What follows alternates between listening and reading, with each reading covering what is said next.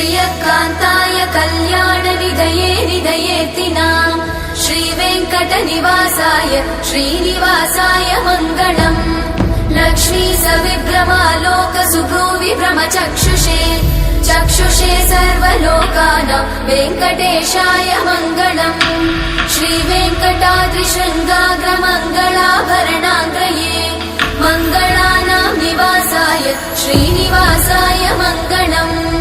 सर्वावयव सौन्दर्य सम्पदा सर्वचेतसां सदा सम्मोहनायास्तु वेङ्कटेशाय मङ्गलम्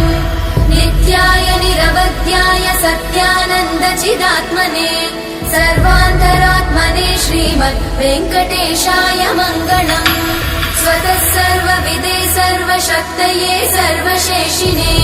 सुलभाय सुशीलाय वेङ्कटे